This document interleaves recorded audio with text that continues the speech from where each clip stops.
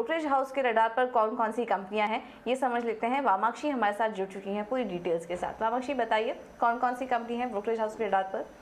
Good morning. CLSA ने पिरामल पर खरीदारी की राय बरकरार रखी और लक्ष्य रखा 2330 प्रति शेयर का।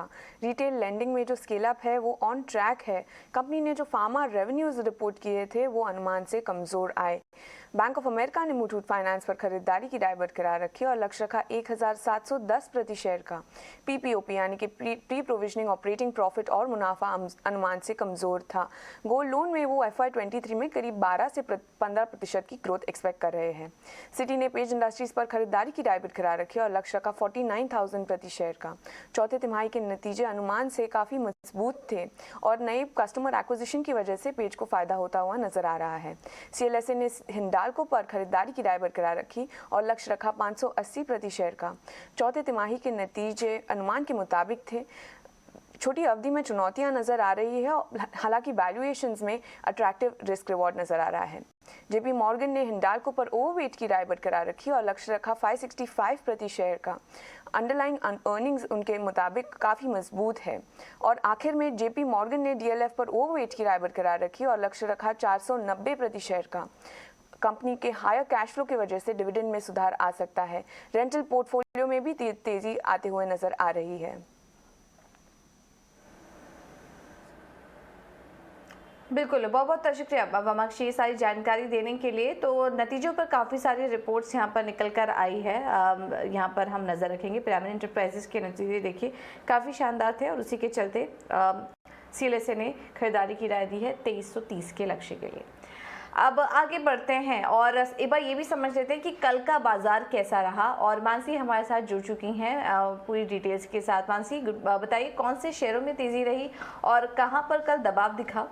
बिल्कुल, तो चलते कल देखिए वैसे मंथली एक्सपायरी होती हुई देखिए, एक्सपायरी तो अच्छी रही, लेकिन अगर सेक्टोरल इंडेक्सेस की बात करें पूरे मई सीरीज के लिए निफ्टी मेटल इंडेक्स जो था उसमें सबसे ज़्यादा गिरावट हावी होती हुई दिखी। करीब 18% के डाउन टर्न यहाँ पर देखने को मिले। वहीं अगर आप देखें मीडिया भी उसके ठीक पीछे।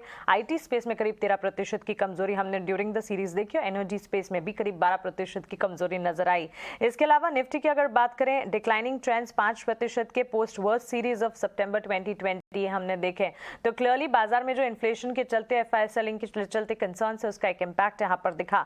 बैंक निफ्टी में हमने ऑलमोस्ट 4% के डिक्लाइंस देखे और अगर सेक्टोरल इंडाइसेस की बात करें तमाम सेक्टर्स में भी एक डिक्लाइनिंग ट्रेंड जरूर देखने को मिला, जिसमें हमने मेटल और उसके ठीक बाद IT में सबसे ज्यादा गिरावट हावी होती हुई देखी।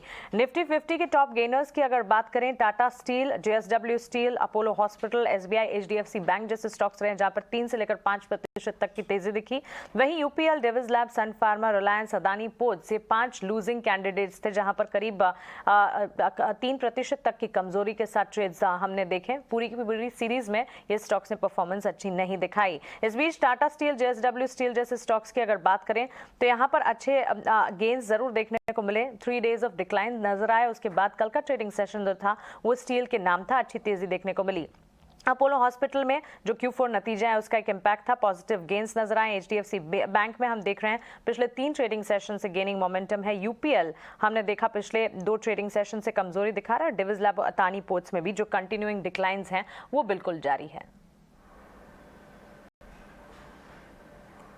बिल्कुल, तो ये पूरा मई सीरीज में किस तरह का परफॉर्मेंस रहा ये हमने आपको बताया। मेटल में देखिए इस पूरे अगर सीरीज की बात करेंगे तो करीब 18% की गिरावट यहाँ पर देखी गई। और इसके अलावा बैंक निफ्टी अगर देखेंगे तो नेगेटिव जोन में ज़रूर था, लेकिन 4% की गिरावट यहाँ पर पूरे सीरीज में हमने देखी। और कौन कौन से स्टॉक्स में एक्शन था ये भी आपको बताया।